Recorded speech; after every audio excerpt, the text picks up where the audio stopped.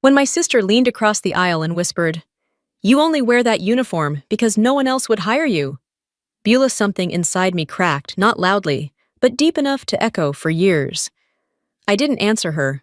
I just looked out the window, watching the clouds break open beneath us, wondering how the same blood could carry so much contempt. She'd taken everything: my father's trust, our family's name, and now any trace of respect left between us. The seatbelt sign blinked. She smirked over her wine glass and said, "Let's see if you can handle turbulence better than responsibility." 5 minutes later, the right engine exploded. And in that deafening silence, after her laughter died, I realized something simple and final. For the first time in my life, Clarice would have to trust me, or we'd both die trying. The boarding gate was too bright for a day that felt this heavy. People shuffled around me, restless in their own lives, while I sat still with a boarding pass. I kept turning over in my hand. It wasn't the flight that made my chest tighten. It was what waited on the other end: a funeral, a family, and a silence that had lasted longer than any deployment I'd ever served through. The phone buzzed again.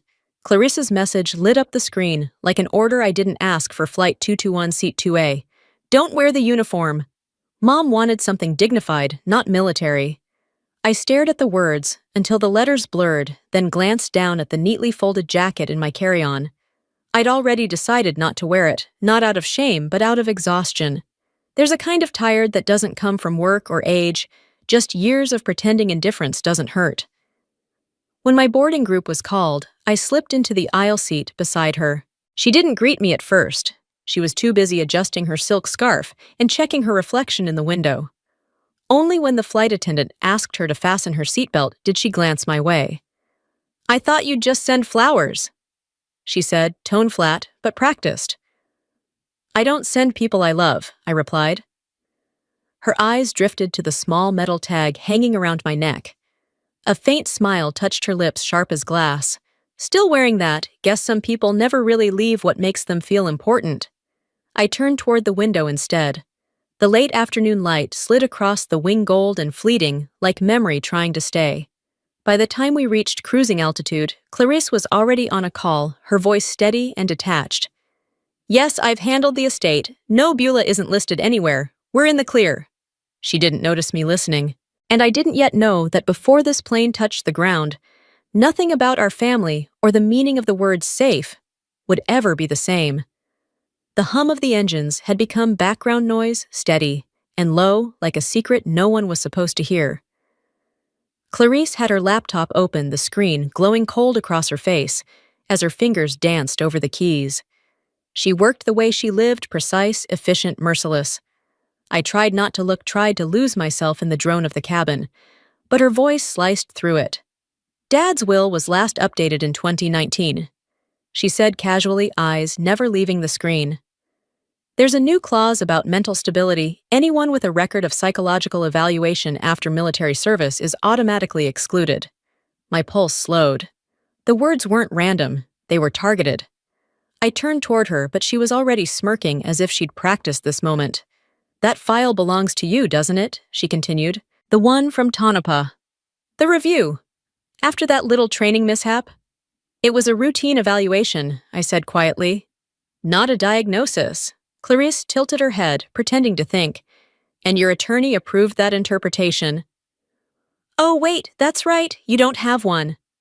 I felt the press of my nails against my palm, a quiet burn of restraint. "What did you do?" "Nothing," she said, shrugging. "Just protecting the family's interests." Mom didn't need drama. Her tone was syrupy sweet, almost kind. But every syllable carried the precision of a scalpel. She'd found a legal way to erase me. When the flight attendant passed by, Clarice lifted her glass and added with a chuckle meant for nearby ears, "My sister used to fly fighter jets. Now she just flies her pride." The man across the aisle laughed under his breath. I didn't move. Years of service had taught me the difference between silence and surrender. I'd mastered the first long ago. When the lights dimmed for night mode, I reached into my jacket and pulled out the old photo I always carried: my father in his flight suit, grinning beside a jet older than me. He'd told me once that silence wasn't weakness, it was discipline waiting for its cue. I pressed the photo flat against my knee, and for the first time that day, I let myself breathe. A few hours later, the cabin had gone dark, except for the faint flicker of reading lights. Clarice broke the quiet, her voice as smooth as her lipstick. You know, Beulah, some of us stay and build something real. Others run to uniforms and commands because it's easier than facing responsibility. I turned just enough for her to see my eyes. I keep people alive. She smiled as if it were a punchline. And yet, here you are, seat 2B, nothing to protect but your own ego. I almost laughed, not because she was wrong, but because she'd never understand that value doesn't come with dividends. She lifted her wine again, but before the glass reached her lips, the overhead lights flickered once, twice, then steadied. A faint pop followed sharp and unnatural somewhere near the right wing. No one else reacted. But I knew that sound. The signature snap of a circuit under strain. I waited, listening for the rhythm of the engines, counting the seconds between their breaths. Something was off, small, invisible, but wrong in a way my gut refused to ignore. Clarice frowned, annoyed by the lights. Unbelievable, she muttered. First-class fares, and they can't manage a smooth ride. I looked past her, past the dim cabin, to the faint wisp of smoke rising like a warning only I could see. A quiet certainty filled me, cold and steady. Trouble was coming. And for the first time that night, I wasn't afraid of it. I unclipped the small metal tag from my neck and turned it over, tracing the inscription carved by my father's hand. In chaos, find your altitude. The words settled in my chest like a switch being flipped. Whatever was about to happen up here, I was ready to fly through it. The cabin lights flickered like a dying heartbeat. A faint metallic rattle vibrated through the floor, subtle but wrong. The kind of shift only someone who'd spent years listening to engines in combat could hear. I leaned back, trying to locate the rhythm change beneath the hum. Civilian pilots might miss it. I couldn't. Across the aisle, Clarice sighed dramatically, waving for a flight attendant. She was more annoyed than afraid. I could tell from the way she swirled her half-finished wine. When the attendant poured her another, the sound of liquid against glass mingled with the low groan of the fuselage. It was like the plane itself was holding its breath. I unlatched my seatbelt just enough to lean forward and look down the aisle. The cockpit door stayed closed. No movement, no shadow. Then a single ding echoed through the speakers. No announcement followed. 5 seconds later, a violent jolt threw everyone forward. Clarisse's wine splashed across her blouse as the cabin gasped. For a heartbeat, it was chaos, shouts, crying overhead, bins creaking open. Clarice snapped, her voice sharp and brittle. Who's flying this thing? I didn't answer. The right engine's pitch had shifted too high, then suddenly low. I'd heard that sound before in a different sky, on a day when the wrong decision meant body bags. The lead attendant stumbled down the aisle, her face pale. Ladies and gentlemen, please stay calm. Just a minor technical issue. Clarice crossed her arms. Get the captain out here. I have connections in the FAA. I cut her off before she could finish. Enough. Don't make it worse. She glared at me. This isn't one of your military drills, Beulah. Maybe not, but survival didn't care about context. Then came the voice over the intercom, strained, shaky. Ladies and gentlemen, we're experiencing an engine issue on the right side. Please remain. A loud bang cracked through the cabin. The lights died. A burst of smoke rolled from the front, gray and acrid. Screams filled the air. Babies wailed. Somewhere glass shattered. I unclipped the chain around my neck, feeling the weight of metal between my fingers. Clarice grabbed my arm, panic slicing through her composure. Sit down! Don't you dare! If they've lost control, I can help. Help! You'll get us killed! This isn't your base. Beulah. The alarm blared, a metallic shriek that made the air itself tremble. The attendant appeared again, crying now. The captain's unresponsive. The co-pilot's trying to reach ATC. I met her eyes steady. Open the door. I can't. Regulations, if you don't, this plane goes down in 10 minutes. I've trained for this. I know what's happening. She froze. I didn't raise my voice. I didn't need to. Some tones belong to command, and fear recognizes them instinctively. The latch clicked. Inside the cockpit smelled like ozone and smoke. The captain slumped over his controls, oxygen mask tangled around his neck. The co-pilot, pale sweating, was fighting the yoke with one shaking hand. "Who are you?" he managed to ask. "Beulah Simmons, Air Force. Let me in that seat." He hesitated only long enough to nod. When I took the controls, the stick vibrated like a pulse. Clarissa's voice screamed from the cabin behind us, distant but sharp as glass. "She's not qualified. She was suspended." I ignored her. I pressed the comm switch, my voice even. "Skyreach 291 Mayday. Engine 2 fire, captain incapacitated. Request emergency vector." Static crackled, then a calm voice replied. "Roger that, 291. You're cleared for emergency descent." I gripped the controls tighter. Whatever came next, the sky was mine again. The acrid scent of burning plastic filled the cockpit. Warning lights blinked in red clusters. The co-pilot, Ed Rayner, his name stitched on his jacket, looked like a man watching his own obituary write itself. "We've lost hydraulic pressure," he said hoarsely. "I don't know how long we can hold trim." "We'll hold it," I said. "Log our airspeed and wind vector." He hesitated, staring at the gauges. "You actually know how to fly a 737. I know how to fly anything with wings and one last chance." Outside, the turbulence hit hard, shaking the frame. Through the door, Clarissa's muffled voice carried ordering the attendants to stop me threatening lawsuits, demanding control of something she couldn't begin to understand. I keyed the comm. "Skyreach 291, under manual control. Co-pilot and I are attempting glide." Ed looked at me with a mix of fear and awe. "Then you lead." The plane shuddered again, one engine dead, one coughing through the storm.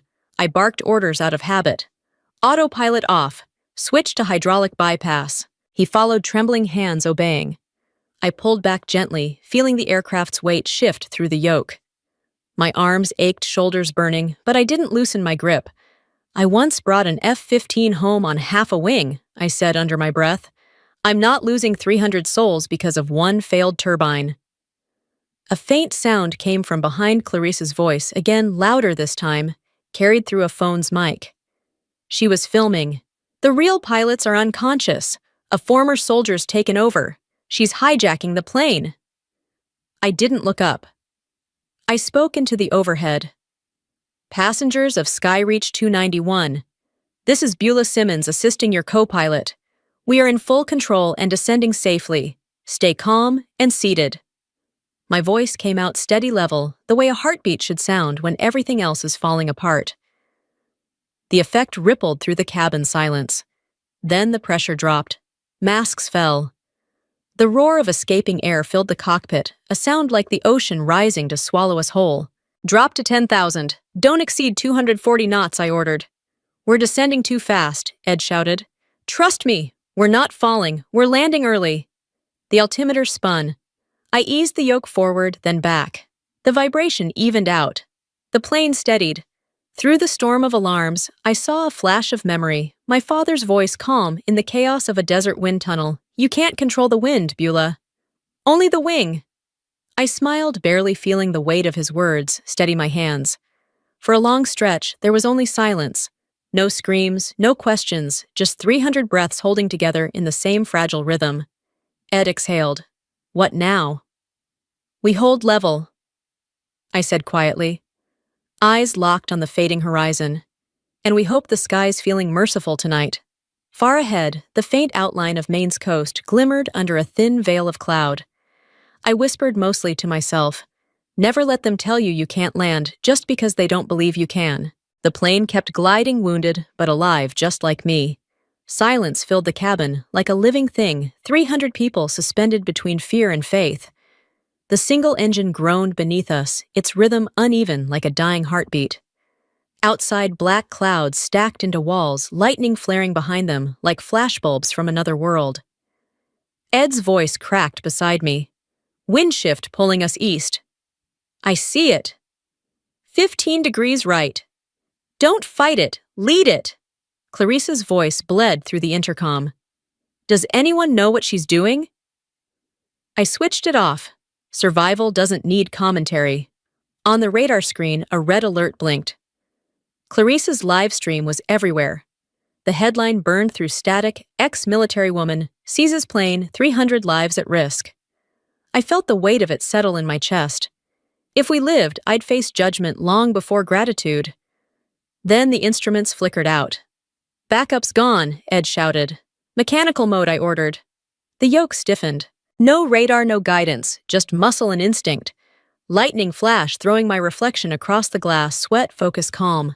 Discipline in chaos. From behind came whispers, sobs, prayers. Ed murmured, "They've lost hope." "Good," I said. "It means they still want to live." The plane shook violently. Clarice collapsed, gasping. "Panic attack," a flight attendant cried. "Give her oxygen," I said. "Tell her I'm not letting anyone die, not even her." The cabin steadied. 10,000 feet, 210 knots, Ed reported. "Cut 7% thrust right. Hold it steady," someone whispered from behind us. "She's doing it." Minutes later, rain hammered the windshield. The fuel light glowed red. 12 minutes left, Ed warned.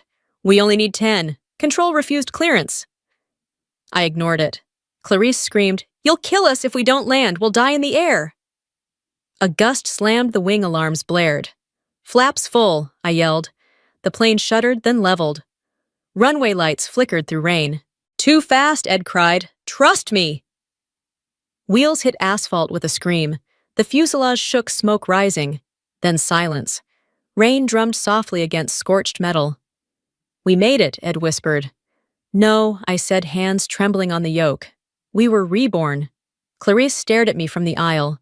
No arrogance, no words left, just the eyes of someone who finally understood the price of survival. The cockpit was quiet now, the kind of quiet that follows miracles. Outside fire trucks idled with their lights flashing against the scorched metal of the fuselage. Ed was talking to ground control, his voice a low hum behind me. My hands still shook, the smell of burnt wiring clinging to my skin.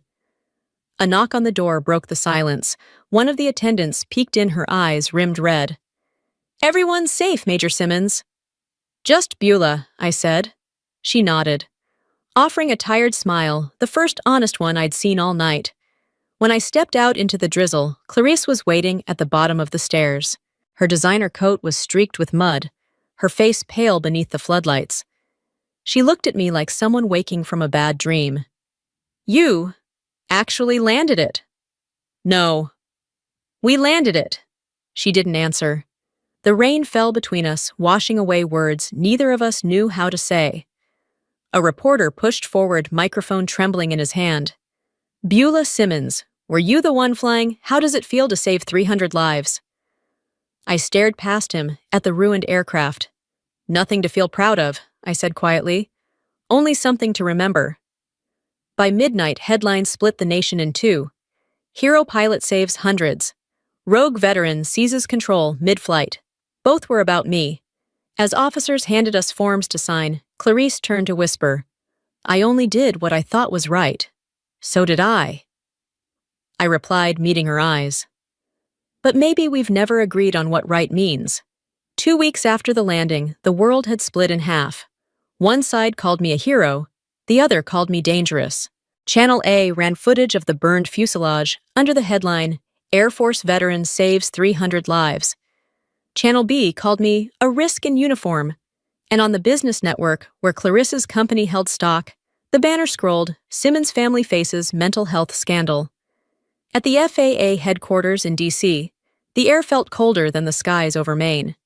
3 officials sat across from me, the hum of their laptops the only sound. One finally spoke. "Why did you take control of a civilian aircraft? Because the captain was unconscious. Did you have the legal right to do so?" "No." "But I had the moral one." "They didn't type that part." Morality doesn't fit inside procedure. Outside the glass doors, Clarice was performing her own version of duty. On every screen in the lobby, her press conference played live. She said she loved me, but claimed I needed help, that I'd lost perspective, that heroism and recklessness often share the same runway. Behind her, my image looped my hands, gripping the yoke, sweat shining under red light spliced, distorted, weaponized. That evening, my lawyer Harper slid a file across the table. "She forged your 2017 evaluation," he said. "Even faked your father's signature on the will." I stared at the papers until the words blurred. She hadn't just wanted my inheritance, she'd wanted my silence. 3 days later, the Washington Ledger broke the story: Clarice Holden, CEO of Atria Capital, accused of fraud and forgery. Within 48 hours, she was removed from her post. When the FAA released their report, one line settled everything: Major Beulah Simmons acted appropriately under emergency authority. I set the file down, breathing evenly at last. Justice isn't fast, but it always finds its altitude. A year later, the desert air in Utah shimmered with heat, the horizon bending where the sand met the sky.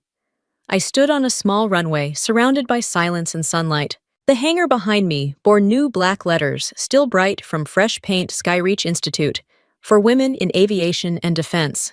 I'd built it from the inheritance finally returned for every woman who'd ever been told she wasn't built to fly. One morning, after training, a young woman waited by the runway, clutching a flight manual to her chest. Her voice trembled when she spoke.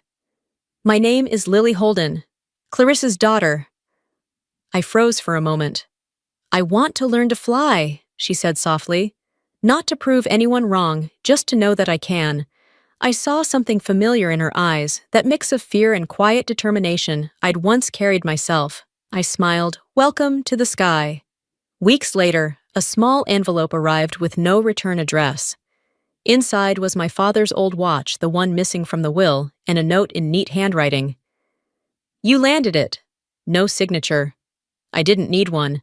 That evening, I placed the watch beside my logbook on the tower ledge. My father's engraving caught the light. "In chaos, find your altitude." Out on the horizon, Lily's plane lifted smoothly into the orange dusk. Revenge, I realized, isn't about fire. It's about flight rising so high they can't pull you back down. We all land somewhere. I just chose the sky.